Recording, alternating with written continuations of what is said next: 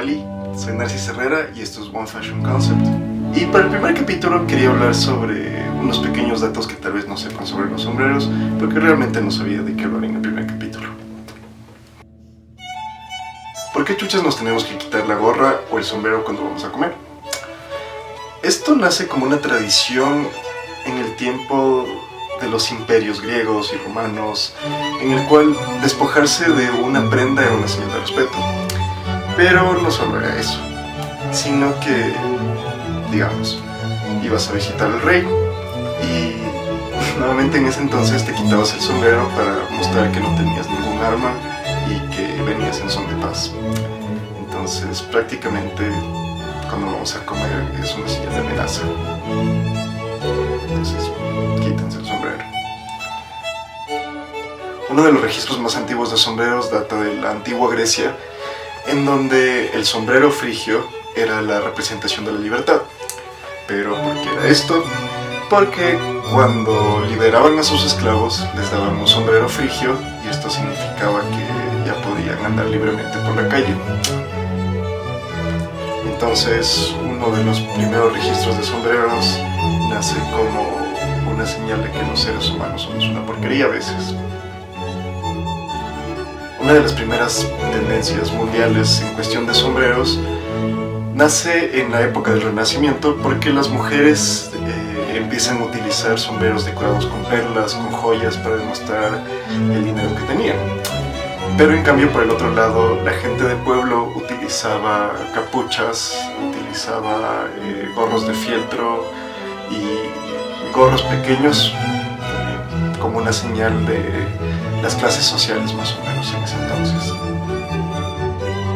Durante el siglo XVIII se populariza el sombrero tricornio, que es el que utilizaba Napoleón cuando vino a descubrir América. El sombrero tricornio se utilizaba, por ejemplo, bastante en la Armada de Inglaterra, porque al tener el ala acá, primero te cubría de la lluvia y podías ver mejor cuando estabas corriendo a través de la selva, y al tener las dos o tres alas acá, filtraba toda la lluvia para que caiga como que fuera un canal. Hasta mediados del siglo XIX el sombrero no era un producto de consumo masivo, lo tenían ciertas personas, lo utilizaban los agricultores para el campo, los esclavos también. Y el sombrero se empieza a masificar cuando hay el boom industrial y se crea la máquina de coser.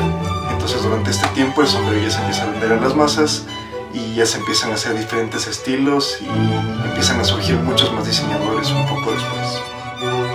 En 1914, cuando las mujeres ya empiezan a tener trabajos, ir a las fábricas y todo, no les permitían utilizar accesorios. Entonces empiezan a utilizar el sombrero como una manera de tener algo que las diferencie de las otras personas, digámoslo así. En 1920, durante la época del Art Deco, las mujeres empiezan a cortarse el cabello muy corto y esto llega a ser un hito muy grande.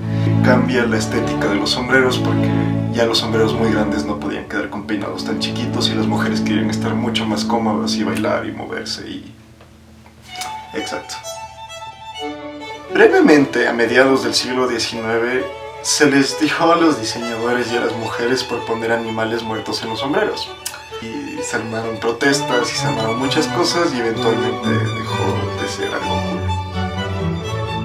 El tan aclamado Panama Hat realmente es de Ecuador. Sí, estoy picado con eso y voy a seguir picado con eso por siempre y por siempre. En la época del Canal de Panamá, habían trabajadores ecuatorianos en la obra. Ellos utilizaban el sombrero de paja toquilla para cubrirse del sol porque pasaban trabajando 18 horas al día y no podían hacer nada más. Y luego, cuando es la inauguración, llega Roosevelt, decide ponerse uno de los sombreros de paja toquilla y de repente todo el mundo empieza a llamarle Panama Hat. Sin embargo, son sombreros que son hechos en Montecristi, en Ecuador, y toman mucho tiempo, mucho detalle, mucho cuidado, mucha experiencia en realizarse. Y hay sombreros que pueden llegar a costar miles de dólares. It's not a Panama Hat. Esta parte de aquí, en realidad, ahora la utilizamos con diseños tribales, muchos colores, Pero en un principio lo hicieron con la tela negra porque es para ayudarte a, primero, que no te dé tanto calor Y segundo, para que los rayos del sol, el destello que da del suelo y te da directamente en los ojos, sea un poco menos cegante. Y bueno, ya no puedo pensar en más tips ahorita, y ya es medio tarde también, pero espero que les haya gustado el primer capítulo. No se olviden de leer los posts de por qué chuchas utilizamos sombreros y por qué mierda utilizamos gorras.